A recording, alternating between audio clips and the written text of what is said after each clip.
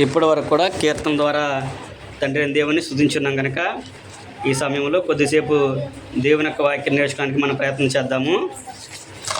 మొదటిగా ఈ అవకాశం ఇచ్చిన తండ్రి అయిన దేవునికి మరొకసారి కృతజ్ఞతలు తెలియపరచుకుంటూ చేరవచ్చిన మీ అందరికి కూడా క్రీస్తు ప్రభు నామమున నుండి అందరికి కూడా వందనాలు తెలియపరచుకున్నాం. ఈ సమయంలో కొద్దిసేపు దేవుని యొక్క వాక్యాన్ని మనము ధ్యానం చేసుకున్నాం. ఆది కాండము 17వ అధ్యాయము 1వ వచనం మనం చదువుకున్నాం. ఆది కాండము 17వ అధ్యాయము 1వ వచనం చదువుకున్నట్లయితే ఇక్కడ తండ్రి అయిన దేవుడు అబ్రహాం గారితో మాట్లాడిన మాట మనం ఇక్కడ చూడగలము.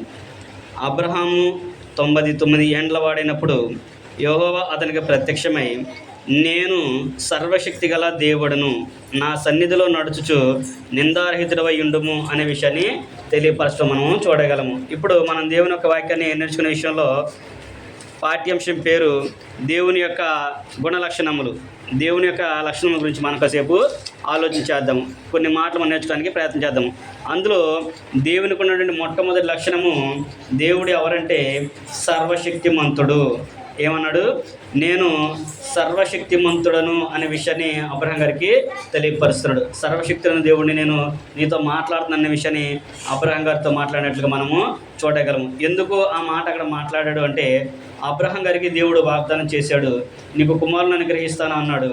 ఆయన 75 సంవత్సరాలు దేవుడు చెప్పినప్పుడు సుమారుగా ఇప్పుడు 17వ అధ్యాయం 1వ వచనంలో 99 సంవత్సరాలు అడిగి ఉన్నాడు. అంటే 99 సంవత్సరాలు అబ్రహాం గారికి వచ్చినాయి. ఇంకా దేవుడు కుమారుని ఇప్పేసరికి అబ్రహాం గారు అనుకున్నాడు, నాకు కుమారుడు లేడనే విషయాన్ని ఆలోచిస్తున్న సందర్భంలో దేవుడు అన్నాడు, నేను సర్వశక్తి గల దేవుడను, నీవు మాత్రం నా సన్నిధిలో నిందారహితుడవయ్యి ఉండు, నేను చెప్పిన మాట తప్పకుండా చేస్తాను అనే విషయాన్ని దేవుడు అబ్రహాం గారితో చెప్పినట్లుగా మనము చూడగలము. కాబట్టి దేవుడు సర్వశక్తిమంతుడని మనము నమ్మాలి. దేవునికి అసాధ్యమైనది ఏది కూడా లేదు. ఏదైనా దేవుడు చెప్పాడంటే అది చెప్పింది చేయకుండా మానడు. ఆయనకి సమస్తము తెలుసు కనుక అందుకనే దేవుని యొక్క గుణలక్షణాల్లో మొట్టమొదటి గుణలక్షణం ఏంటంటే ఆయన సర్వశక్తిమంతుడు. ఆయనకి ఏది కూడా సాటి లేదు అనే విషయాన్ని ప్రతి ఒక్కరం కూడా గ్రహించాలి. సర్వశక్తిమంతుడు, ఆయనకి కనబడ ఏది కూడా లేదు. ఆయనకి ఎంత శక్తి ఉందంటే ఆ భూమిని ఆకాశాన్ని సృజించిన వాడు ఆయన అనే విషయాన్ని ప్రతి వ్యక్తి కూడా నమ్మాలి అనే విషయాన్ని ఇక్కడ తెలియచేయడం అనేది మనము చూడగలము. సర్వశక్తుడు అనే మాటని అనేక సందర్భాల్లో దేవుడు వాడినట్లుగా మనము చూడగలము. ఇదే ఆది కాండంలో దేవుడు నిర్గమకాండంలో మోషే గారితో చెప్తూ అంటాడు, నేను అబ్రహాము ఇస్సాకు యాకోబుల యొక్క దేవుడును, వాళ్ళకి నేను యెహోవా నామమున ప్రత్యక్షం కాలేదనే విషయాన్ని కూడా వారికి తెలియపరిచినట్లుగా మనము చూడగలము. కాబట్టి ప్రతి విషయంలో కూడా మనము ఏం నమ్మాలంటే దేవుడు సర్వశక్తిమంతుడు అనే విషయాన్ని మనము నమ్మాలి. మోషే గారికి కూడా ప్రత్యక్షమైనప్పుడు నేను సర్వశక్తి గల దేవుడును, వారికి ఈ పేరుని ఇంకా ప్రత్యక్షం కాలేదు అనే విషయాన్ని కూడా దేవుడు వారికి చెప్పినట్లుగా మనము చూడగలము. రెండో లక్షణం మనం చూసినట్లయితే ఆయన సర్వజ్ఞుడు, అంటే సమస్తము తెలిసినవాడు. సర్వజ్ఞుడు అంటే సమస్తము కూడా తెలిసినవాడు. ఆయనకి తెలియనిది ఏది కూడా లేదనే విషయాన్ని దేవుని యొక్క వాక్యము మనకు తెలియపరచడం అనేది మనము చూడగలము. కీర్తన గ్రంథంలో కనుక మనం చదువుకున్నట్లయితే కీర్తనల గ్రంథము 139వ అధ్యాయం కనుక మనం చదువుకుంటే అక్కడ దావీదు గారు అంటాడు. దావీదు గారు దేవుని గురించి తెలియపరుస్తూ కీర్తన గ్రంథము 139వ అధ్యాయము 1వ వచనం నుంచి మనం చదువుకున్నట్లయితే దావీదు గారు ఏమంటాడంటే, యెహోవా నీవు నన్ను పరిశోధించి తెలుసుకొని ఉన్నావు, నేను కూర్చుండుట నేను లేచుట నీకు తెలియను, నాకు తలంపు పుట్టక మునిపే నీవు నా మనస్సు గ్రహించి ఉన్నావు, నా నడకను నా పడకను నీవు పరిశీలన చేసి ఉన్నావు, నా చర్యలన్నిటిని నీవు బాగుగా తెలుసుకొని ఉన్నావు.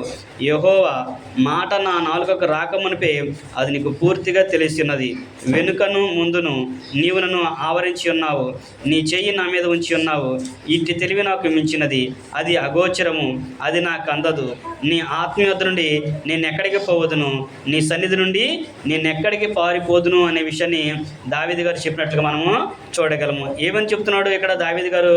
ఆయన సర్వాంతర్యామి, ఆయనకి కనబడ స్పష్టం ఏది కూడా లేదు, సమస్తం ఆయన ఉన్నవాడు. అందుకని అంటున్నాడు, యెహోవా నీవు నన్ను పరిశుద్ధించి తెలుసుకొని ఉన్నావు. అంటే ఒక మనిషి కూర్చునుట, లేచుట, నేను నుంచోవడం, మాట్లాడటం సమస్తం కూడా నీకు తెలుసు అనే విషయాన్ని అక్కడ దావీదు గారు అక్కడ తెలియపరుస్తున్నాడు. నాకు తలంపు పుట్టక మునిపే నీవు దాన్ని నీ మనసులో గ్రహించున్నావు.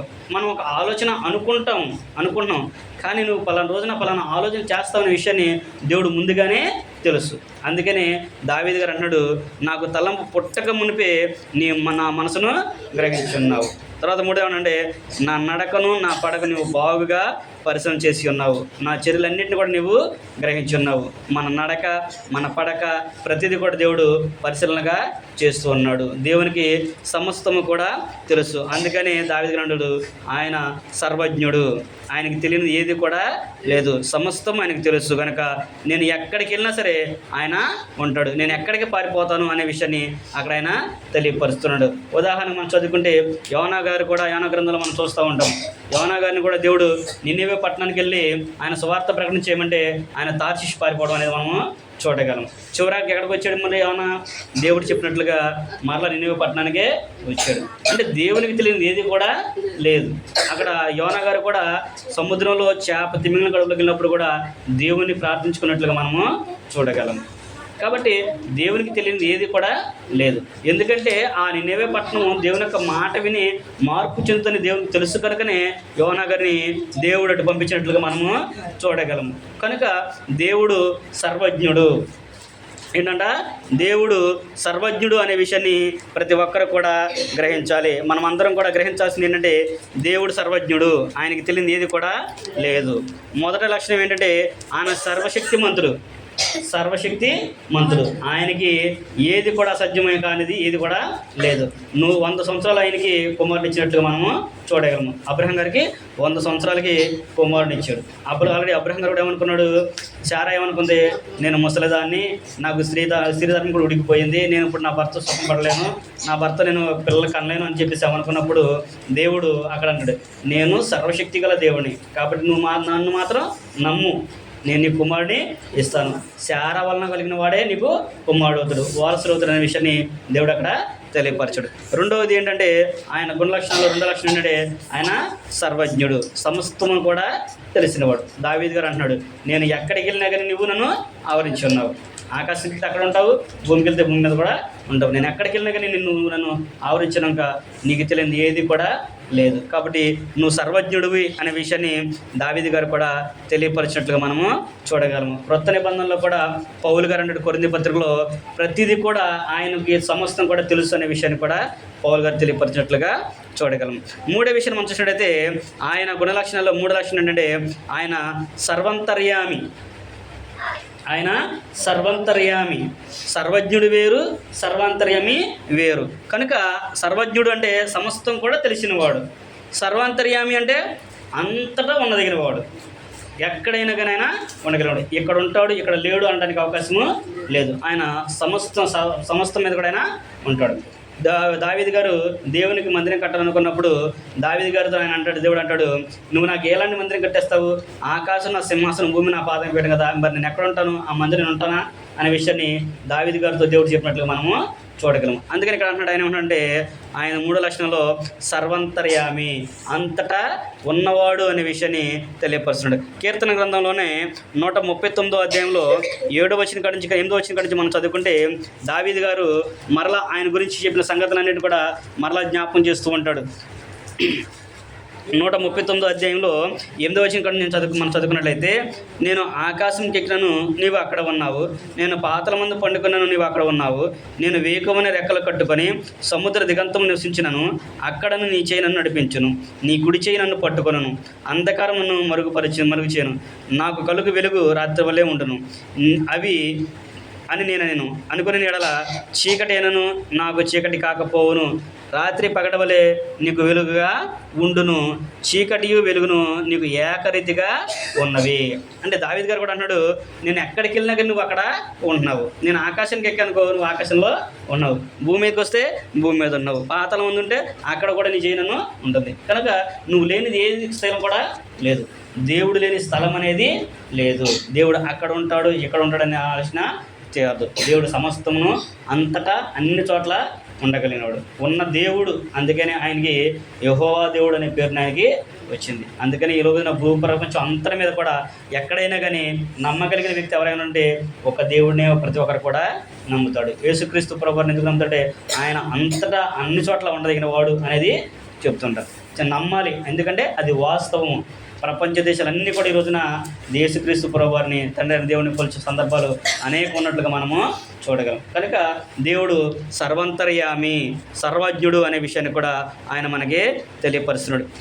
ఏబు గారు కూడా అంటాడు, ఏబు గారు కూడా ఆయన కలిగిన బాధల్లో ఆయన చెబుతూ ఉంటాడు, నేను నా బాధలో నాకు దేవునికి తెలియదు అనుకుంటున్నా, నా దేవునికి సమస్తం కూడా తెలుసు కదా, ఆయన ఇక్కడ ఉన్నాడు అక్కడ ఉంటాడు, ఆయనకి సమస్తం తెలుసు, దేవుడు నన్ను విడిపిస్తే బాగుండు అనే పాటని ఏబు గారు కూడా వాడినట్లుగా మనము చూడగలం. ఏబు గ్రంథము 34వ అధ్యాయము 21-22 వచనాల్లో ఆ మాటలు మనము చూడగలం. 4వ విషయం చూసినట్టయితే, 4వ సందర్భం మనం ఆలోచన చూసినట్టయితే, ఆయన నిత్యుడు. అంటే ఆయన నిత్యుడు అంటే ఎల్లప్పుడూ ఉండేవాడు. అంటే కొంతకాలం ఉండి కొంతకాలం ఉండనివాడు కాదు. ఒక చోట ఒకే గ్రామానికి వెళ్ళి ఒక గ్రామానికి వెళ్ళినవాడు కాదు. ఇక్కడ అదే విషయాన్ని ఇక్కడ కూడా మనం చూసినట్టయితే ఆయన నిత్యుడు అనే విషయాన్ని కూడా దేవుని యొక్క వాక్యం మనకి తెలియపరుస్తుంది. నిర్గమాకాండము 3వ అధ్యాయము 14వ వచనం కనుక మనం చదువుకుంటే, నిర్గమాకాండము 3వ అధ్యాయము 14వ వచనం చదువుకుంటే అక్కడ మోషే గారిని అక్కడ దేవుడు చెప్పిన సందర్భాన్ని ఇక్కడ మనము చూడగలము. మోషే గారితో ఆయన ఏం మాట్లాడుతున్నాడంటే, నిర్గమాకాండము 3వ అధ్యాయము 14వ వచనము, అందుకు దేవుడు నేను ఉన్నవాడను అనువాడనై ఉన్నానని మోషేతో చెప్పాను, మరియు ఆయన ఉండునను వాడు మీ యొద్దకు నన్ను పంపినని నువ్వు ఇశ్రాయేలుతో చెప్పవలెను అనే విషయాన్ని అక్కడైనా చెబుతున్నాడు. ఆయన ఉన్నవాడు అనువాడు అంటే ప్రతి చోట ప్రతి సందర్భంలో అయినా ఉన్నవాడు. ఆయన నిత్యుడు, ఆయనకి మరణం అనేది లేదు. ఆయనకే కాదు, ఆయన కుమారుడైన క్రీస్తు ప్రభువారికి కూడా మరణం అనేది లేదు అనే విషయాన్ని కూడా మన గ్రంథంలో అనేక సందర్భాల్లో దేవుడే మనకి రాయించినట్లుగా మనము చూడగలం. ప్రకటన గ్రంథము 1వ అధ్యాయం 8వ వచనం మనం చదువుకుంటే అంటాడు, అల్ఫయు నేనే, ఓమెగయు నేనే. అంటే ఆది నేనే, అంతం కూడా నేనే. ఆయనకి అంతం అనేది లేదు, ఆయనకి ప్రారంభం అనేది కూడా లేదు అనే విషయాన్ని కూడా యేసుక్రీస్తు ప్రభువారి గురించి కూడా ప్రకటన గ్రంథంలో మనము చదువుకుంటాము. కనుక ఆయన నిత్యుడు అనే విషయాన్ని అక్కడ ఆయన తెలియపరుస్తున్నాడు. నేను నిత్యము ఉండువాడును అనే విషయాన్ని ఆయన తెలియపరుస్తున్నాడు. అంతేకాకుండా ఆయన పర్వతంలో పుట్టక మునిపే నేను ఉన్నాననే సందర్భాన్ని కూడా కీర్తన గ్రంథంలో దావీదు గారితో ఆయన తెలియజే సందర్భాన్ని కూడా మనము చూడగలము. కీర్తన గ్రంథము 90వ అధ్యాయం కనుక మనం చదువుకుంటే, కీర్తన గ్రంథము 90వ అధ్యాయంలో కనుక మనం చూసినట్టయితే అక్కడ ప్రభువా తరతరముల నుండి మాకు నివాస స్థలము నీవే, పర్వతములు పుట్టక మునుపు, భూమిని లోకమును నీవు పుట్టింపక మునుపు, యుగ యుగములు దేవుడవు నీవే. చూడండి, అక్కడ దావీదు గారు అంటున్నాడు, మోషే గారి యొక్క ప్రార్థన ఇది. మోషే గారు ప్రార్థన చేస్తున్నాడు, ఏమన్నాడు, పర్వతము ప్రభువ తరతరముల నుండి కూడా నువ్వే మాకు దేవుడవు. ఎప్పటి నుంచి అంట, పర్వతములు పుట్టక మునుపు, అంతేకాకుండా భూమిని లోకమును నువ్వు పుట్టింప మునుపు కూడా నీవే మాకు దేవుడు, యుగయుగాలు నీవే దేవుడు అనే విషయాన్ని మోషే గారు తెలియపరుస్తున్నాడు. ఎందుకు చెప్పాడు మోషే గారు అనే విషయాన్ని మనం చూసినట్లయితే, నింద నిర్మాకాండలు మనం చదువుకున్నాం కదా 3:14లో, నేను ఉన్నవాడను అనువాడనై ఉన్నాను అని అంటాడు. అంటే మోషే గారి సందర్భం ఏంటంటే, దేవుడు మోషే గారిని పిలిపించుకొని ఇశ్రాయేలుని నడిపించమని చెప్పన్నప్పుడు, నేను వాళ్ళ దగ్గరికి వెళ్తానయ్యా, వాళ్ళు ఒకవేళ నిన్ను పంపించిన వారు ఎవరు అని అడుగుతారు కదా, నీ పేరు అడుగుతారు కదా, మరి నీ పేరు నేనేమని చెప్పాలి అనే విషయం చెప్పినప్పుడు అప్పుడు దేవుడు అన్న మాటను మనం అక్కడ జ్ఞాపకం చేస్తాడు. నేను ఉన్నవాడను అన్నవాడను. 6వ అధ్యాయం 3వ వచనం అన్నాడు, అబ్రహాము ఇస్సాకు యాకోబులకి ఈ పేరు నేను ఎప్పుడు కూడా ప్రత్యక్షం అవ్వలేదు. ఆయన ఎంత మటుకి అబ్రహాము దేవుడు, ఇస్సాకు దేవుడు, యాకోబు దేవుడు కానీ పిలువబడ్డాడు తప్ప, నేను ఉన్నవాడను అన్నవాడు అనే పేరు, యెహోవా అనే పేరును కలిగిన వాడిగా నేను ఎప్పుడు కూడా వాళ్ళకి ప్రత్యక్షం కాలేదు. ఇప్పుడు నీకు నేను తెలియపరుస్తున్న విషయాన్ని మోషే గారితో చెబుతూ ఉంటాడు. కనుక ఆయన నిత్యుడు దేవుడు. ఆయనకి ఆది అంతం అనేది లేదు. మానవులైన మనకుంది కానీ ప్రారంభం ముగింపు ఉంది కానీ దేవునికి లేదు. ఆది అంతం ముగింపు ఉంటే దేవుడు ఎందుకు అవుతాడు? ఇంకా ఆయన ప్రారంభం ఉండి ముగింపు ఉంటే ఆయన దేవుడు ఎందుకు అవుతాడు? కనుక దేవుడు అనేవాడు సృష్టిలో ఉన్నవాడు కాదు, సృష్టిని కలగజేసిన వాడు దేవుడే ఉంటాడు. అందుకనే ఆయన యొక్క గుణలక్షణాలు మనం ఆలోచించినప్పుడు మనకి తేటగా తెలియపరుస్తుంది. మనం సమస్తం కూడా పరిశీలన చేస్తే మనకే అర్థమవుతుంది. దావీదు సమస్తం కూడా మీరు పరీక్షించినట్లా అవి నా గురించి సాక్షి వస్తాయి కదా అనే విషయాన్ని దేవుడు చెప్పినట్లుగా మనము చూడగలము. కాబట్టి దేవుడు మొట్టమొదటి గుణలక్షణం ఏంటంటే ఆయన సర్వశక్తిమంతుడు. ఆయనకి సమస్తం మీద కూడా శక్తి ఉంది. మనకి ఏదైనా కావాలి అని అంటే భయపడాల్సిన అవసరము లేదు. దేవుడు కంపల్సరీగా చేస్తాడని నీకు నమ్మకం ఉండి నువ్వు అడిగితే దేవుడు తప్పకుండా ఇస్తాడు. యాకోబు పత్రికలో అంటాడు, ఎవడైనా అడిగిన ఎడల వాడు సందేహం లేకుండా అడగాలంటాడు. యాకోబు పత్రిక మనం చదువుకుంటే యోహాను రాసిన యాకోబు పత్రికలో 1వ అధ్యాయం 5వ వచనం అంటాడు, మీలో ఎవరికైనా జ్ఞానం కొదవయ్యనడలా దేవుణ్ణి అడగండి, అడిగితే ఆయన ఎవరిని గద్దెంపగా ధారాళంగా దయచేస్తాడు. అయితే అడిగేవాడు ఎలా అడగాలంటే సందేహం లేకుండా అడగాలి. జ్ఞానమే కాదు, నువ్వేదైనా అడుగు, అని నువ్వు సందేహపడకూడదు. దేవుడిది చేస్తాడా చేయడా నువ్వు సందేహపడకూడదు. ఆయన సర్వశక్తిమంతుడిని నువ్వు నమ్మి అడిగితే ఆయన కంపల్సరిగా ఇస్తాడు. అబ్రహాము నమ్మాడు దేవుడిని, అందుకని ఆయన నీతిమంతుడిగా ఎంచాడు. రెండవది ఆయన సర్వజ్ఞుడు. సర్వజ్ఞుడు అంటే సమస్తం కూడా తెలిసినవాడు. నా గురించి మనకి వేరే వాళ్ళకి తెలియదు, వేరే వాళ్ళ గురించి మనకే తెలియదు. నా గురించి పిల్లలకు తెలియదు, పిల్లల గురించి మనకే తెలియదు, కొంతవరకే మనకే. కానీ దేవునికి మటుకి సమస్తం కూడా తెలుసు. మనం మన మాట నాలుగు రాకముందు పైన తెలుసు. మన హృదయాలు ఏమనుకుంటున్నాం అవన్నీ కూడా దేవునికి తెలుసు. అందుకని ఆయన సర్వజ్ఞుడు అనే విషయాన్ని తెలియపరచాడు. మూడవది సర్వాంతర్యామి, అంతటా ఉన్నవాడు, అంతటా కూడా ఉండడు. ఇక్కడికి వెళ్తే ఇక్కడ ఉన్నాడు, ఆడికి వెళ్తే అక్కడ దేవుడు ఉన్నాడు అనుకోవడానికి లేదు. అందుకని దేవుని యొక్క భక్తులు పాత నిబంధనలో కానీ క్రొత్త నిబంధనలో కానీ దేవునికి భయపడిన వారందరూ కూడా ఏమంటారంటే దేవునికి భయపడి జీవించినట్లు మనము చూడగలము. వాళ్ళు ఏ విషయంలో కూడా తప్పు చేయలేదు. ఎందుకంటే దేవుడు అంతటా ఉన్నవాడు కదా, నేను ఎక్కడి నుంచి ఎక్కడికి పారిపోతాను అని అంటారు. దేవా నీ దగ్గర నుంచి నేను ఎక్కడికి పారిపోగలను, నేను అదే చదువుకున్న కీర్తన అంటే దాగుతున్నాడు, నేను ఆకాశానికి ఎక్కనుకో నువ్వు ఆకాశంలో ఉన్నావు, భూమికి వెళ్తే భూమి మీద ఉన్నావు, పాతాళంలోకి వెళ్తే అక్కడ కూడా నువ్వు నన్ను ఉన్నావు, ఇంక నేను ఎక్కడికి పారిపోతాను అని అంటాడు. అందుకని దేవుని నమ్మిన భక్తులు ఎవరు కూడా పాపం చేయడానికి ఆలోచన చేయరు. ఎందుకంటే దేవుని యందు భయభక్తులు జీవించడానికే ప్రయత్నం చేస్తారు. యోసేపు గారు కూడా ఫరో భార్య ఆయన బాధ పెట్టినప్పుడు కూడా నేను ఇంత పాపం నేను కట్టుకోను, ఎందుకంటే నా దేవుడికి తెలుసు, నా దేవుని దృష్టి నేను పాపం చేయను అనే విషయాన్ని అక్కడ యోసేపు గారు అన్నట్లుగా మనము చూడగలము. నాలుగవది ఆయన నిత్యుడు, అంటే ఎల్లప్పుడూ కూడా ఉండేవాడు, ఎల్లప్పుడూ ఉన్నవాడు అనే విషయాన్ని చెప్తాడు. ఎబ్రి కన్నకర్తడు నేను నిన్న నేడు నిరంతరం ఒకే రీతిగా ఉన్నవాడు 12వ అధ్యాయం 13వ అధ్యాయం 8వ వచనంలో చెప్తాడు. కనుక ఆయన నిత్యుడు అనేది కూడా మనము నమ్మాలి. ఐదవది మనం చూసినట్టయితే దేవుడు ఆత్మస్వరూపి. దేవునికి ఒక రూపం అనేది లేదు, దేవునికి రూపం అనేది లేదు. నిర్గమాకాండం 20 మనం చదువుకుంటే దేవుడు మోషే గారికి ధర్మశాస్త్ర సందర్భంలో అంటాడు, ఏమంటాడు, పైన ఆకాశం అందే కానీ కింద భూమి అందే కానీ భూమి కింద నీళ్లు అందే కానీ దేని రూపం కూడా నువ్వు నన్ను చేసుకోవద్దు, దేని రూపం కూడా మీరు చేసుకోవద్దు, నాకు సాగిల పడకూడదు అనే సందర్భాన్ని చెప్తాడు. ఏ రూపం చేసుకోకూడదు, దేనికి కూడా మీరు సాగిల పడకూడదు, అట్లా చేస్తే విగ్రహారాధన అవుతుంది. అందుకని దేవుడు ఆయన రూపాన్ని ఎక్కడ కూడా ఇవ్వాలి. దేవుడు ఒకవేళ రూపాన్ని ఇవ్వాలి అనుకుంటే గ్రంథంలో ఆ రోజుల్లోనే ఇంత వాగించిన ఆయన ఒక ఫోటోలు ఇచ్చేవాడు కదా, చక్కగా డ్రాయింగ్ కూడా ఇచ్చేవాడు. కానీ దేవునికి ఒక రూపం అనేది లేదు. అందుకనే యేసుక్రీస్తు ప్రభువారు అంటాడు, యోహాను సువార్త 4వ అధ్యాయము 24వ వచనం మనం చదువుకుంటే, యోహాను సువార్త 4వ అధ్యాయము 24వ వచనం మనం చదువుకుంటే, దేవుడు ఆత్మ కనుక ఆయనను ఆరాధించేవారు ఆత్మతోనూ సత్యముతోనూ ఆరాధించాలి. ఎవరంటే దేవుడు ఆత్మ, దేవుడు ఆత్మ స్వరూపి కనుక ఆయన రూపం అనేది లేదు. ఆత్మకు రూపం ఉంటుందా? చెప్పగలం మనం ఎలాగ ఉంటుందా రూపం అని? చెప్పలేము. మనం బ్రతుకున్నాం కాబట్టి మన రూపం ఉంది కాబట్టి నలుపు ఎరుపు లేకపోతే సామంసాయి అని మనం చెప్తాం. కానీ ఆత్మక రూపం అనేది మనమందరం కూడా దేవుని యొక్క పోలిక, దేవుని యొక్క స్వరూపము. మన దేహం మనం విడిచిన తర్వాత మన ఆత్మ దేవుని దగ్గర ఉన్నప్పుడు మనమందరం కూడా ఒకేలాగా ఉంటామనే విషయాన్ని కొత్త నిబంధనలో దశలోనికి పత్రికలో పౌలు గారు కూడా మనకి తెలియపరచు. కనుక ప్రతి విషయంలో కూడా మనం ఆలోచన కలిగి ఉండండి. ఏ రూపం కూడా మీరు చేసుకోవద్దు అన్నాడు. మరి ఈ రోజుల్లో అనేక మంది యేసుక్రీస్తు ప్రభువుని ఆయన ఫోటోలు పెడతా ఉంటారు. మరి ఆయన రూపం ఏడ ఉంది? రూపం చేస్తే మరి అది తప్పేగా.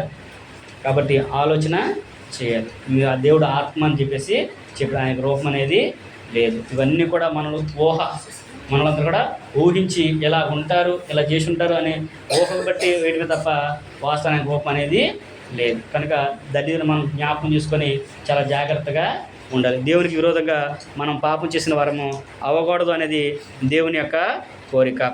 ఆ రోజు మనం చూసినట్లయితే 6వ లక్షణం మనం చూసినట్లయితే ఆయన గుణ లక్షణాల్లో 6 లక్షణం చూసినట్లయితే ఆయన పరిశుద్ధుడు. పరిశుద్ధుడు అంటే పాపము లేనివాడు అనే విషయాన్ని అక్కడ ఆయన మనకి తెలియపరుస్తున్నాడు. ఆయన పాపము లేనివాడు అనే విషయాన్ని చెప్తాడు. లేవికాండంలో మనం చదువుకుంటే లేవికాండంలో చెప్తాడు 11వ అధ్యాయం 44, 45 వచ్చి మనం చదువుకుంటే అక్కడ ఆయన ఏమంటాడంటే మోషే అహరోనుతో నేను పరిశుద్ధుని కనుక మిమ్మల్ని మీరు పరిశుద్ధపరుచుకొని మీరు నా మందిరానికి రావాలి, నన్ను వెంబడించాలనుకున్న వాళ్ళు మీరు అందరూ కూడా పరిశుద్ధులుగా జీవించాలి అనేదాన్ని అక్కడ దేవుడు మోషే గారికి అహరోను గారికి చెప్పినట్లుగా మనము చూడగలం. ఇశ్రాయేలు వంశాన్ని అందరికి కూడా ఆయన చెప్పాడు, నేను మీ దేవుడైన యెహోవాను, నేను పరిశుద్ధుని కనుక మీరు కూడా పరిశుద్ధులై ఉండండి. ఇదే పదాన్ని క్రొత్త నిబంధనలో అపోస్తలుడైన పేతురు గారు ఆయన రాసిన మొదటి పత్రిక 18వ వచనం కూడా చెప్తారు, నేను పరిశుద్ధులై ఉన్న ప్రకారము మీరును పరిశుద్ధులై ఉండండి. యేసుక్రీస్తు ప్రభువారు కూడా చెప్తాడు మత్తయి సువార్త 5వ అధ్యాయంలో కొండ మీద ప్రసంగంలో, పరిశుద్ధత లేకుండా ఎవడను దేవుని దగ్గరికి రాలేడు.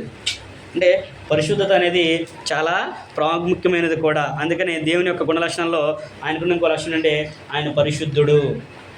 కాబట్టి ఆయన వెంబడించేవారు, ఆయన ఎందుకు భయభక్తులకు జీవించేవాళ్ళు, ఆయన తరపున ఉండే వాళ్ళందరూ కూడా ఎలా ఉండాలంటే పరిశుద్ధులుగా ఉండాలి అనే విషయాన్ని చెప్తున్నాడు. కనుక మనము పరిశుద్ధత కలిగి ఉండాలి అనేది అక్కడ 6వ లక్షణంగా దేవుని యొక్క లక్షణాలు మనము చూడగలము. 7వ లక్షణం కనుక మనం చూసినట్లయితే ఆయనకున్న లక్షణాల్లో ఇంకొక లక్షణం ఏంటంటే ఆయన ప్రేమ స్వరూపి. ఎవరంట? దేవుడు ప్రేమ స్వరూపి. దేవుడు ప్రేమ స్వరూపి కాబట్టి ఆయన కుమారుడు యేసుక్రీస్తు ప్రభువారిని లోకానికి పంపించాడు. ఎందుకు పంపించాడు ఆయన్ని అంటే పాపం చేసి మనుషులందరూ కూడా దేవునికి దూరం అయిపోతే వీళ్ళందరినీ కూడా దేవుని దగ్గర రప్పించుకోవాలంటే ఏం చేయాలి? పరిశుద్ధులుగా చేయాలి. పరిశుద్ధులుగా చేయాలి అంటే ఎవరి వల్ల కూడా కాదు. ఎడ్ల యొక్క మేకల యొక్క మనుషుల్ని పరిశుద్ధులుగా చేయలేదు. కాబట్టి ఏం చేయాలని ఆలోచన చేసి ఆయన కుమారుడిని క్రీస్తు ప్రభువుని లోకానికి పంపించి ఆయనను ఒక గొర్రె పిల్లగా మన కొరకు అర్పించాడు. ఆయన కూడా మన పాపల నిమిత్తము ఆయన బలి అయినట్లుగా మనము చూస్తూ ఉంటాము. అందుకని యోహాను సువార్తలో కూడా మనం చదువుకున్నప్పుడు అంటాడు 3వ అధ్యాయం 10వ వచనంలో దేవుడు లోకమును ఎంతో ప్రేమించును. యోహాను సువార్త 3వ అధ్యాయము 15వ వచనం మనం చదువుకుంటే అక్కడ ఏం చెప్తాడు? దేవుడు లోకమును ఎంతో ప్రేమించును కాగా తన అద్వితీయ కుమారుగా పుట్టిన వాని యందు విశ్వాసం ఉంచి ప్రతి వాడును నశింపక నిత్యజీవం పొందినట్లు ఆయనను అనుగ్రహించను. యోహాను సువార్త 3వ అధ్యాయము 15వ వచనంలో అక్కడ మనము చూస్తాం. అంటే దేవుడు ఎంతో ప్రేమించాడు. ఎవరిని? మనందరిని కూడా ఆయన ప్రేమించినట్లుగా మనం ఇక్కడ తెలియపరుస్తున్నాడు. లోకాన్ని ఎంతో ప్రేమించాడు కనుక ఆయనలాగే మనము కూడా దేవుని ప్రేమించేవారిగా ఉండాలి అనేది దేవుని యొక్క వాక్యం మనకి తెలియపరుస్తుంది. దేవుడు ప్రేమించిన ప్రకారంగానే మనము కూడా ప్రేమింపబద్ధులమై ఉన్నాము. 3వ అధ్యాయము 16వ వచనంలో ఉందన్నమాట. దేవుడు లోకమును ఎంతో ప్రేమించాడు. లోకం అంటే ఏంటి అనుకుంటాం మనం? లోకం అంటే ఏంటి? లోకం అంటే ఈ మట్టి, ఈ ఇళ్ళు, ఈ అడవులు, చెట్లు కాదు. మనలో పుస్తకాలు చెప్తున్నారు దేశం అంటే మట్టి కాదు, దేశం అంటే మనుషులు అని అంటారు కదా. అదే ఇక్కడ ప్రభువా దేవుడు కూడా మనకి దేవుడు లోకమును ఎంతో అంటే మనందరూ కూడా ప్రేమించారు కనుకనే ఆయన కుమారుడైన క్రీస్తు ప్రభువుని లోకానికి పంపించినట్లుగా దేవుడు తన వాక్యం ద్వారా మనకి తెలియపరుచుడు. ఆయన ప్రేమించిన కనుకనే మనము కూడా ప్రేమింపబద్ధులమై ఉన్నాము అనే విషయాన్ని కూడా తెలియపరుచుడు. అసలు దేవుడు ప్రభువుని పంపించకపోతే ప్రేమ అంటే ఏంటో కూడా తెలిసేది కాదు అనేది కూడా దేవుని యొక్క వాక్యం మనకి తెలియపరుస్తుంది. యోహాను రాసిన మొదటి పత్రిక 4వ అధ్యాయము 16వ వచనం కనుక మనం చదువుకుంటే అక్కడ యోహాను గారు కూడా తెలియపరుస్తుంటాడు. యోహాను రాసిన మొదటి పత్రిక 4వ అధ్యాయము 16వ వచనం మనం చదువుకుంటే మన ఎడల దేవునికి ఉన్న ప్రేమను మనం ఎరిగిన వారమే దాన్ని నమ్ముకొని ఉన్నాము. దేవుడు ప్రేమ స్వరూపి ఉన్నాడు. ప్రేమందు నిలిచిండేవాడు దేవుని యందు నిలిచి ఉన్నాడు. దేవుని యందు ఉండేవాడు దేవుని యందు నిలిచి ఉన్నాడు. దేవుడు వాని యందు నిలిచి ఉన్నాడు. ఎవడైతే ప్రేమిస్తూ ఉంటాడో దేవుని ప్రేమిస్తాడో దేవుడు వాని యందు ఉంటాడు. అంతేకాకుండా వాడు కూడా దేవుని యందు ఉంటాడు అనే విషయాన్ని యోహాను గారు ఆయన రాసిన మొదటి పత్రిక 4వ అధ్యాయము 16వ వచనంలో చెబుతున్నాడు. ప్రేమ యందు నిలిచి ఉండేవాడు అందరూ కూడా ఎవరంటే దేవుని యందు నిలిచి ఉన్నారు. కాబట్టి లోకంలో ప్రతిదీ కూడా ప్రేమ అనేది చాలా ప్రాముఖ్యమైనది. ప్రేమ లేకపోతే మనం ఏం చేసినా కూడా వ్యర్థమైన విషయాన్ని కూడా గ్రంథం మనకి తెలియపరుస్తుంది. ప్రేమ లేని వాడు ఏం అర్పించినా కానీ వ్యర్థమేనంట. అదే విషయాన్ని కొరింథీయులకు రాసిన మొదటి పత్రిక 13వ అధ్యాయం మొత్తం కూడా చెబుతాడు. ప్రేమ లేనివాడు దేవుణ్ణి ఎరిగినవాడు కాదు అనేది చెబుతూ ఉంటాడు. కనుక మనము ప్రేమించామనే విషయాన్ని అక్కడ మనము తెలుసుకోవాలి. దేవుడు మనల్ని ప్రేమించాడు కనుకనే ఆయన కుమారుడైన క్రీస్తు ప్రభు ద్వారా మరలా మనం బ్రతికించాడు అనేదాన్ని అక్కడ తెలియబడింది. ఎలా బ్రతికించాడు అని అంటే మనం చదువుకున్నట్లయితే ఎఫెసీ పత్రిక 2వ అధ్యాయము 4వ వచనం మనం చూసినట్లయితే అపోస్తలుడైన పౌలు గారు ఎఫెసీలకు రాసిన పత్రిక 2వ అధ్యాయము 4వ వచనం మనం చదువుకుంటే అక్కడ పౌలు గారు అంటాడు క్రీస్తు ప్రభు గురించి తెలియపరుస్తూ 2వ అధ్యాయం 4వ వచనం కనుక మనం చదువుకుంటే ఆయన అంటున్నాడు, అక్కడ ఏమంటున్నాడంటే, అయినను దేవుడు కరుణా సంపన్నుడై ఉండి మనము మన అపరాధముల చేత చచ్చిన వారమై ఉండినప్పుడు సైతము మన ఎడల చూపిన తన మహాప్రేమ చేత మనను క్రీస్తుతో కూడా బ్రతికించును, కృపచేతనే మీరు రక్షింపబడి ఉన్నారు అనే విషయాన్ని తెలియపరుస్తున్నాడు. అంటే మన పాపముల చేత చచ్చిన వారు ఉన్నప్పుడు ఆయన తన కుమారుడైన క్రీస్తు ద్వారా మనల్ని బ్రతికించాడు. క్రీస్తులో మనల్ని బ్రతికించాడు. ఎందుకంటే ప్రతి వ్యక్తి కూడా పాపం చేశాడు. పౌలు గారు అంటాడు రామపత్రికలో, అందరూ పాపం చేసి దేవుడు అనుగ్రహించే మహిమను పొందలేకపోతున్నారు. మరి అలా పాపం చేసిన వ్యక్తి ఒక పరిశుద్ధుడు కావాలంటే ఏం చేయాలంటే క్రీస్తుని అంగీకరించి సువార్తకు లోబడినట్లయితే ఆయన యొక్క రక్తంలో మన పాపాలను కడిగి వేసుకుంటే మనం పరిశుద్ధులుగా చేయబడతాం. అందుకనే క్రీస్తు ప్రభు రక్తంలో మనం అందరం కూడా కడిగిబడిన ప్రతి వాడు కూడా క్రొత్తగా జన్మించినవాడు. క్రీస్తులో క్రొత్తగా జన్మించినవాడు. క్రొత్తగా జన్మించినప్పుడు మనం పాపంతో పండుగ మనం పరిశుద్ధులుగా చేయబడతాము. అప్పుడు క్రీస్తులో మనం నూతనంగా జన్మిస్తాము. అప్పుడు మనం కూడా పరిశుద్ధులుగా చేయబడతాం. అందుకనే ఆయన అన్నాడు ప్రేమ అది ప్రేమ. ఎందుకంటే తన కుమారుడైన క్రీస్తును పంపించాడు కనుకనే మరి మన కొరకే ఆయన 33.5 సంవత్సరాలు మన కొరకు భూమి మీద జీవించి మనకులాగానే ఆకలి దాహం అన్నీ తీర్చుకుంది, దేవుని కొరకు పనిచేసి చనిపోయి మరల 3 రోజులు తిరిగి లేచి మృత్యుంజయుడయ్యి పునరుద్ధరణుడై మనందరికీ మార్గాన్ని చూపించి వెళ్ళారు. ప్రభువారు మొదటిసారి వచ్చినప్పుడు ఆయన నశించిన దాన్ని వెతక రక్షించడానికి నేను వచ్చానని చెప్పేసి చెప్పాడు. అంటే మానవులందరి కొరకు పాపం చేసి నశించిపోయిన వారు నశించుకోవడానికి ఇష్టం లేక ఆయన వచ్చాడు. ఆయన రెండోసారి వస్తాడు. రెండోసారి వచ్చినప్పుడు అది మరీ గొప్పగా ఉంటుంది, అది మరీ భయంకరంగా ఉంటుంది అనే విషయాన్ని కూడా దేవుని యొక్క వాక్యం మనకి తెలియపరుస్తుంది. కనుక దేవుడిచ్చిన సమయాన్ని అవకాశాన్ని నిర్మించుకొని మనం ఈ భూమి మీద బ్రతికున్నాగానే ప్రతి ఒక్కరు కూడా ప్రేమ కలిగి దేవుని యొక్క మాటకు లోబడే వారిగా ఉండాలనేది దేవుడు తెలియపరుస్తూ ఉన్నాడు. కనుక ఇప్పటి వరకు ఎన్ని విషయాలు చూసామంటే 7 లక్షణాలు మనం చూసాము. దేవునికి ఉన్న గుణ లక్షణాల్లో 7 లక్షణాలు చూసాము. మొదటిది ఏంటంటే ఆయన సర్వశక్తిమంతుడు, రెండవది సర్వజ్ఞుడు, మూడవది సర్వంతర్యామి, నాలుగవది నిత్యుడు, 5 ఆత్మస్వరూపి, 6వది పరిశుద్ధుడు, 7వది చూసినట్లయితే ఆయన ప్రేమస్వరూపి. ఎంతవరకు అందరికీ తెలుసు. ఇవందరూ కూడా చెబుతుంటారు దేవుడు కరుణామయుడు, దయామయుడు, ప్రేమమయుడు, ఆయన నిత్యుడు, ఇవన్నీ కూడా తెలుసు. కానీ ఆయనకి ఇంకొక లక్షణం ఉంది. ఇది చాలా తక్కువ మందికి మనకే తెలుసు. ఆ లక్షణాన్ని కనుక తెలుసుకుంటే నిజంగా ప్రతి వ్యక్తి కూడా దేవునికి భయపడతారనేది చాలా స్పష్టంగా గ్రంథం మనకే తెలియజేస్తుంది. ఆ ఉన్న ఇంకొక లక్షణం ఏంటి అంటే ఆయన ఉగ్రుడు, రౌద్రుడు.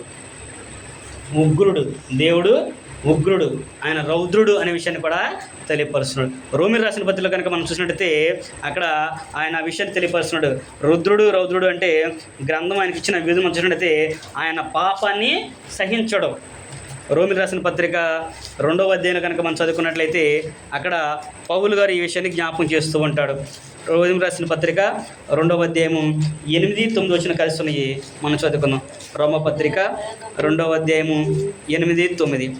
అయితే భేదమును పుట్టించి సత్యమునకు లోబడక దుర్నీతికి లోబడి వారి మీదకి దేవుని ఉగ్రతయు రౌద్రమును వచ్చును. దుష్కార్యము చే ప్రతి మనుషుని ఆత్మకు మొదట యూదునికి గిరిజస్తునికి కూడా శ్రమయు వేదనయు కలుగును. ఏమన్నాడు ఇక్కడ పౌలు గారు? సత్యాన్ని అడ్డగించే సమస్త భక్తిహీనుల మీదకి దేవుని యొక్క ఉగ్రత రౌద్రము వస్తుంది. సత్యం అంటే ఏంటి?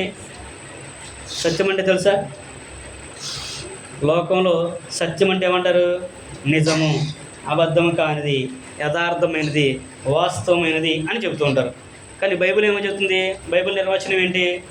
బైబిల్కి ఆ పదానికి నిర్వచనం ఉంది. ప్రతి పదానికి కూడా దేవుడు నిర్వచనాన్ని ఇచ్చాడు. సత్యము అనగా యోహాను సువార్త 17:10 మనం చదువుకుంటే, సత్యమందు వారిని ప్రతిష్ఠ చేయము, నీ వాక్యమే సత్యము. అంటే సత్యం అంటే ఏంటి? దేవుని యొక్క వాక్యము. అంటే వాక్యాన్ని ఎవరైతే అడ్డగిస్తారో వారి మీదకి దేవుని ఉగ్రత రౌద్రము వస్తుంది. ఈ వాక్యం అంటే ఎవరైనా వచ్చిన మరి వాక్యానికి కూడా ఉంది కదా. వాక్యాన్ని పదించడు. వాక్యం అంటే ఏంటి మరి?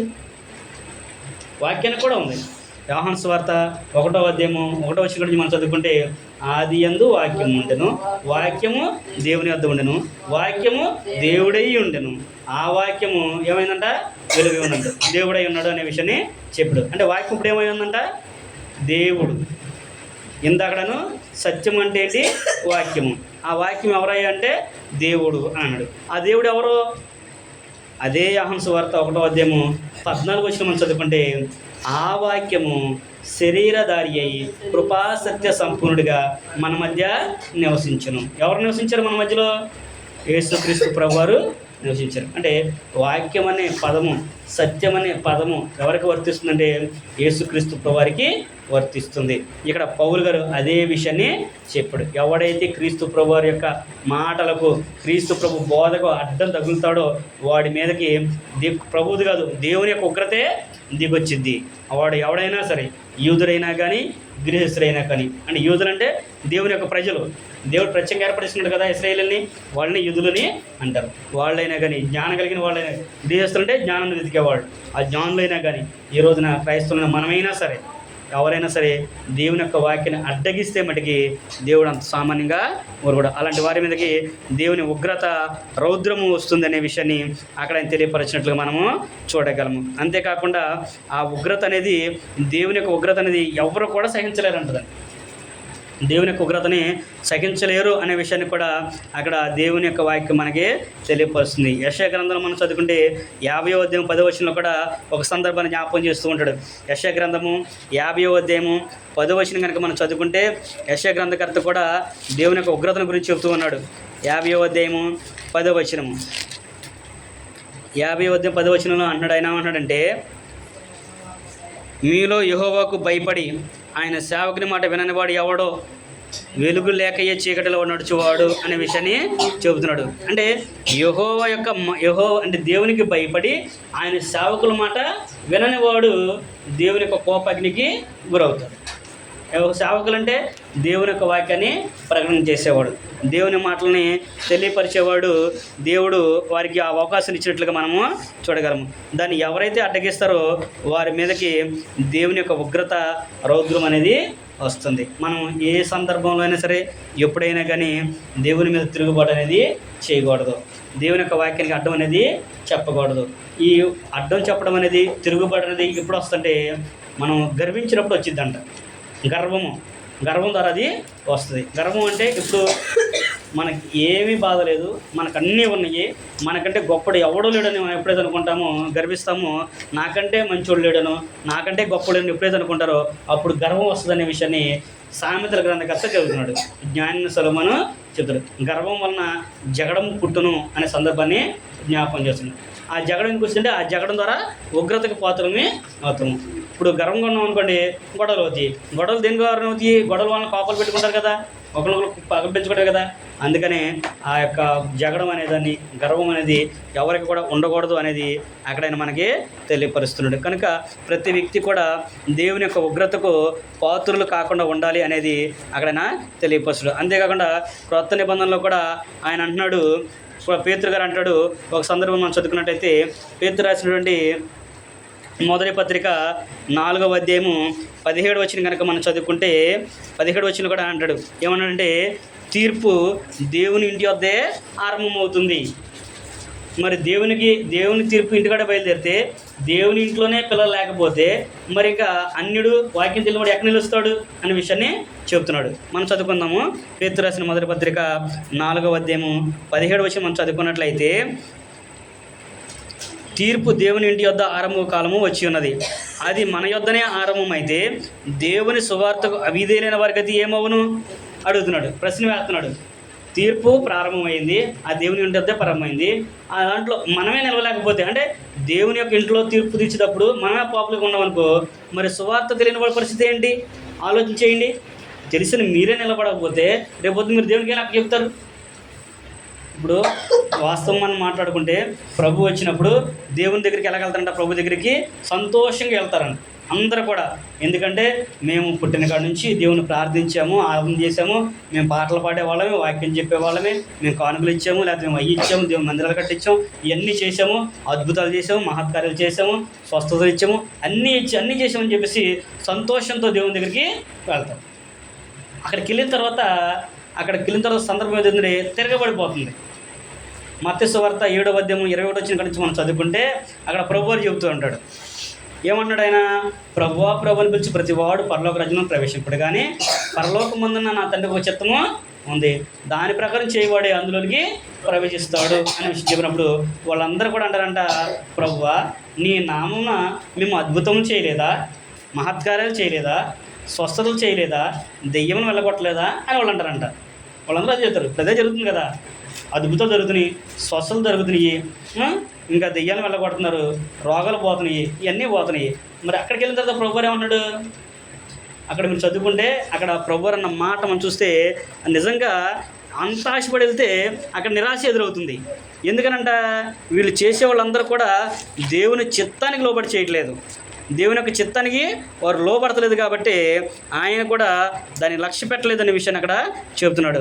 మత్తయి సువార్త 7వ అధ్యాయము 21వ వచనం నుంచి మనం చదువుకుంటే, ప్రభు అని పిలిచి ప్రతివాడు పరలోక రాజ్యంలో ప్రవేశింపడు, కానీ పరలోకమందున నా తండ్రి చిత్త ప్రకారం చేయవాడే ప్రవేశించును. ఆ దినమందు అనేకులు నన్ను చూచి ప్రభువా మేము నీ నామమున ప్రవచింపలేదా, నీ నామమున దయ్యములను వెళ్ళగొట్టలేదా, నీ నామమున అనేకమైన అద్భుతములు చేయలేదా అని చెప్పుదురు. అప్పుడు నేను మిమ్మల్ని ఎన్నడను ఎరుగను, అక్రమం చేయవారులారా నా యొద్ద నుండి పొండని వారితో చెప్పుదును. అదేంటి ఆడికి వెళ్ళేసరికి తేడా వచ్చేసింది. మరి అక్రమం చేయవారులారా అన్నాడు, అంటే క్రమము కానిది అక్రమం, క్రమం అనేది ఒకటి ఉంది. దేవుని యొక్క వాక్యం కూడా మనకి పద్ధతిని అనేది నేర్పిస్తుంది, క్రమం అనేది ఒకటి ఉంటుంది. ఆ క్రమం ప్రకారంగా దేవుని మనము ఆరాధించాలి, ఆ పద్ధతి ప్రకారంగానే దేవుని మనము గణపరచాలి. అలా కాకుండా మనకు నచ్చినట్లుగా, మనకిష్టమైనట్లుగా, మనం కోరుకున్నట్లుగా మనం చేసాం అనుకోండి, అది అక్రమం అవుతుంది. అందుకని ఇక్కడ అన్నాడు, అక్రమం చేయవారా మీరు నా యొద్ద నుండి పోండి, నేను మీ అన్నడు కూడా చూడలేదు అని. వాళ్ళను తెల్లారు లెగితే ప్రార్థన, పాటలు, వాక్యము, అసలు ఎప్పుడు ఏడ్చిన వాళ్ళు ఏడ్చినట్టే ఉంటారు. మరి అక్కడికి వెళ్ళిన తర్వాత ప్రభువారు నేను అనడం ఎరగను.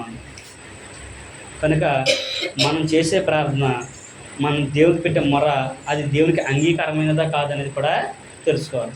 ఆ బాధ్యత మనది. క్రమంగా చేస్తున్నామా లేదా, నాకు కుదిరినప్పుడు, నాకు నచ్చినప్పుడు, నాకు ఇష్టమైనప్పుడు నేను వెళ్తున్నానా, లేదు దేవుడు చెప్పినట్లుగా, దేవుడు కోరుకున్నట్లుగా, ఆయనకు నచ్చినట్టు నేను చేస్తున్నానా అనేది ప్రతి వ్యక్తి కూడా ఆలోచన కలిగి ఉండాలి. అలా ఆలోచన కలిగి ఉన్నాం అనుకోండి, దేవుని యొక్క ఉగ్రత నుండి, ఆయన యొక్క రౌద్రం నుండి మనము తప్పిపడతాం. లేదనుకోండి ఆయన ఉగ్రతలో మనం కూడా పాత్రమవుతాం. కనుక మనము దేవుని యొక్క గుణలక్షణాలు మనం చూసాము, ఆయనకి గుణలక్షణాలు 8 లక్షణాలు మనం చూసాము, ఇంకా అనేకమైన ఉన్నవి. కానీ మనం చూసిన దానిలో ఆయన సర్వశక్తిమంతుడు, సర్వజ్ఞుడు, సర్వజ్ఞాని. కనుక ప్రతి వ్యక్తి కూడా ఆయన ప్రేమమయుడు. కనుక ప్రతి వ్యక్తి కూడా దేవుని పోలి మనము నడుచుకోవాలి. ఆయన పరిశుద్ధుడు అనే పదాన్ని కూడా చెప్పారు. పరిశుద్ధత లేకుండా దేవునికి ఇష్టలుగా ఎవరు కూడా చేయలేరు. అంతేకాకుండా అన్నిటికంటే ముఖ్యమైనది ఆయన ఉగ్రుడు, రౌద్రుడు. దేవుని యొక్క వాక్యాన్ని కనుక అవిధేయులమైతే ఆయన యొక్క ఉగ్రత మన మీదకి వస్తుంది అనే విషయాన్ని ప్రతి వ్యక్తి కూడా గమనించాలి. అది తెలుసుకుంటేనే మనకి ప్రయోజనం. అయితే ఇంకొక ముఖ్యమైన విషయం ఏంటంటే, క్రమము అక్రమమైన దానిలో మనం చూస్తుందంటే లాస్ట్గా దేవుడు ఒక్కడే అనే పదాన్ని మనం తెలుసుకోవాలి. అది ఎవరో దేవుడు ఒక్కడే అనే పదం గ్రంథం మనకి తెలియపరుస్తుంది. మరి ఈ రోజున దేవుని ఎంతమంది దేవుని ఒక్కడగానే ఆలోచిస్తారు? దేవుడు ఒక్కడే నమ్ముతారా? నమ్ముతారా? ఈ రోజున అన్యుల గురించి పక్కన పెట్టిన క్రైస్తవులుగా దేవుని ఆరాధించే వాళ్ళనే దేవుడు అంటే సరైన అవగాహన లేని వాళ్ళు ఉన్నారు. దేవుడు ఒక్కడే అనే విషయాన్ని చెప్తున్నాడు. కానీ మన వాళ్ళందరూ కూడా త్రిత్వం అనే పదాన్ని వాడతారు. యెహోవా దేవుడు, యేసుక్రీస్తు దేవుడు, పరిశుద్ధాత్ముడు దేవుడు. త్రియేక దేవ అనే పదాన్ని వాడతారు. త్రియేక దేవ అనే పదం ఎక్కడ కూడా లేదు బైబిల్. ఆది కాలం నుంచి ప్రకటన మనం చదువుకుంటే ఎక్కడ కూడా లేదు. మరి దేవుడు ఒక్కడే అనే విషయాన్ని చెబుతున్నాడు. నేను ఒక్కడనే అనే పదాన్ని కూడా ఆయన చెప్పాడు. 3:14 చెప్పుకున్నాం కదా, అది ఇంగ్లీష్ చదువుకుంటే అయామ్ అని అంటాడు. అయామ్ అంటే నేనే, ఇంకెవడ కూడా లేడు. అయామ్ అనే పదాన్ని మనం చూసినప్పుడు ఇంగ్లీష్లో నేనే, అయామ్ అంటే నేనే, నేను ఒక్కడనే అనే పదాన్ని వాడతాడు. ఎఫెసీ పత్రిక 4:6 మనం చదువుకుంటే పౌలు గారు అన్నాడు, దేవుడు ఒక్కడే, ఆయన మనందరికీ తండ్రి అనే పదాన్ని వాడాడు. తర్వాత అదే అధ్యాయంలో కింద మనం చదువుకుంటే మనందరికీ ప్రభు ఒక్కడే, ఆయన యేసుక్రీస్తు అనే విషయాన్ని కూడా చెప్పాడు. కాబట్టి ప్రతి వ్యక్తి కూడా దాన్ని మనం తెలుసుకోవాలి. క్రమమైన పద్ధతిని మనం నేర్చుకొని తండ్రిని కనపరచాలి, కుమారుని కనపరచాలి, పరిశుద్ధాత్మనిగా కనపరచాలి. అది కాకుండా ముగ్గురు ఒకటే మనం చేసామనుకోండి, దేవుడు అంగీకరించరు. మన వాళ్ళందరూ కూడా ఎలా ఆలోచన చేస్తారంటే ఆయన దేవుడే కుమారుడిగా వచ్చాని, కుమారుడే పరిశుద్ధాత్మగా వచ్చాని అని నమ్ముతూ ఉంటారు. అది ఎక్కడ కూడా చెప్పలేదు. దేవుడైతే దేవుడుగానే ఉన్నాడు, కుమారుడుగానే ఉన్నాడు, పరిశుద్ధాత్మగానే ఉన్నాడు. ఈ విషయాన్ని పాత నిబంధనలో కూడా చెప్పాడు. ఆయన ఆమోస్ గ్రంథంలో కూడా చెప్పాడు, నేను ఒక్కడని, నేను తప్ప ఇంకెవ్వడు కూడా దేవుడు లేడు అని అంటాడు. ఆమోస్ గ్రంథంలో కూడా మనం చదువుకుంటే ఆ పదం యెహోవాను నేనే, అయామ్ అనే పదాన్ని ప్రతి సందర్భంలో కూడా అయామ్ అనే పదాన్ని బాగా గట్టిగా ఆయన వాడినట్టు మనము చూడదు. నేను తప్పిక మీకు దేవుడు ఎవడు కూడా లేడు అనే విషయాన్ని కనుక ప్రతి వ్యక్తి కూడా ఆలోచన చేసుకొని దేవునిగా మనము నమ్మాలి. మరి మనం చదువుకుంటే అవన్నీ కూడా మనకి తెలుస్తాయి. దేవుడు ఉన్నాడు, క్రీస్తు ప్రభువారు ఉన్నాడు, పరిశుద్ధాత్మ దేవుడు కూడా ఉన్నాడు. వారికి ఉన్న లక్షణాలను బట్టి మనం వారిని తెలుసుకొని వారిని అలాగా గణపరిస్తే దేవుడు మనకి రేపొద్దున నిత్య జీవాన్ని, మనం చనిపోతే పరలోకాన్ని ఇవ్వడానికి ఆయన సిద్ధంగా ఉంటాడు. లేదనుకోండి మనం కూడా దేవుని యొక్క ఉగ్రతలో పాలు పొందే అవకాశము ఉంది. క్రమమైన పద్ధతిలో వెళ్ళి దేవుని క్రమంగా తెలుసుకొని ఆయన నిత్యుడు కనుక ఆ నిత్యత్వానికి వాసన అయ్యేటట్టుగా మన ప్రయత్నం చేసినట్లయితే దేవుడు మనల్ని, మన కుటుంబాల్లో కూడా నెమ్మదిని ఇస్తాడనే విషయాన్ని దేవుని యొక్క వాక్యం మనకి తెలియపరుస్తుంది. కాబట్టి దేవునిగా మనం ఎరిగి ఆయన కనపరచాలి. ఆయనకున్న గుణ లక్షణాలను బట్టి దేవుని మనము కొనియాడి ఆ లక్షణాలు కూడా మనం కూడా కలిగి ఉండేటైతే దేవుడు మనకి సహాయాన్ని అనుగ్రహిస్తాడనే విషయాన్ని కూడా తెలియపరుస్తుంది. కాబట్టి ఇప్పటి వరకు కూడా దేవుని యొక్క గుణ లక్షణాలు మనం చూసాము. వాటన్నీ కూడా మనం అన్వయించుకొని మనం కూడా దేవుని ప్రేమను పొందుకునే విషయాన్ని ప్రేమతో మీకు